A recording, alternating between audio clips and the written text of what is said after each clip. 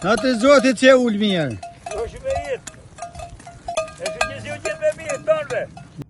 Një vit më parë nisi rrugtimin projekti Horizonte Digjitale të Transhumancës, ruajtja dhe promovimi i trashëgimisë etnokulturore të Alpeve shqiptare për zhvillim të qëndrueshëm, realizuar nga Universiteti i Shkodrës dhe i mbështetur financiarisht nga Agjencia Kombëtare e Kërkimit Shkencor dhe Inovacionit. Pas një viti pune intensive u bë në Bokë përmbyllja e këtij projekti përmes konferencës shkencore studentore Transhumanca në Alpet shqiptare, trashëgimi, identitet dhe perspektiva të zhvillimit të qëndrueshëm. Sipas profesoreshës, pjesë e këtij projekti, Reza Arta Murati, gjatë këtij viti, projekti është zhvilluar përmes një serie ekspeditash dhe aktivitetesh kërkimore në terren. Ekipi i studiuesve ka udhëtuar në Vermosh, Lëpush, Bogë, Razëm, Tropoj, Kukës dhe Mirdit dhe ka realizuar intervista me barinj, banor dhe sipërmarrës lokal, duke dokumentuar rrugët tradicionale të shtektimit, praktikat e jetës pastorale, traditat, ritualet, leksiku i specializuar dhe kujtesa kolektive e komuniteteve që vazhdojnë ta mbajnë gjallë këtë trashëgimi. Mbi 50 intervista me qindra materiale fotografike, regjistrime zanore dhe video, përbëjnë sot një bazë të rëndësishme dokumentare që do shërbej për kërkime të mëtejshme dhe për ruajtjen e kësaj pasurie kulturore. Përfshirja e studentëve në kërkimin shkencor ka qenë një nga objektivat më të rëndësishëm të projektit, dhe studentët janë bërë pjesë e leksioneve në terren, aktiviteteve studimore, proceseve të dokumentimit dhe i punës kërkimore shkencore. Përmes kontaktit të drejt për drejt me komunitetet baritore, ata kanë pasur mundësi të kuptojnë më mirë metodologjinë e kërkimit, rëndësinë e punës në terren dhe vlerën e trashëgimisë kulturore si objekt studimi shkencor. Në kushtin e ndryshimeve ekonomike dhe shoqërore të dekadave të fundit, praktikat tradicionale të transhumancës janë zhvilluar ndjeshëm.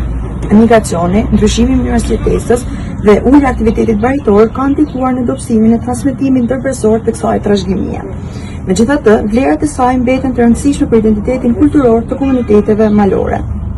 Dokumentimi i dëshmive gojore, studimet etnografike dhe promovimi i itinerareve kulturore të lidhura me transhumancën mund të kontribuojnë në ruajtjen dhe rivitalizimin e kësaj pasurie shpirtërore.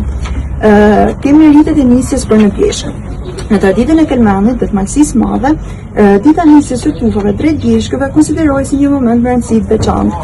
Është organizuar në 3 linja argumentuese të ndërlidhura: sistemi, çfarë ishte kultura materiale baritore dhe si funksiononte si gjuhë sociale brenda bashkësisë; erozioni, cilët janë faktorët që kanë dobësuar këtë sistem, dhe mbi të gjitha, çfarë humbet realisht kur transmetimi ndërbrezor rrezikon të ndërpritet; paradoksi, njohja institucionale ruan formën, por forma shkëputur nga komuniteti që e shpërcon humbet kuptimin e saj thelbësor.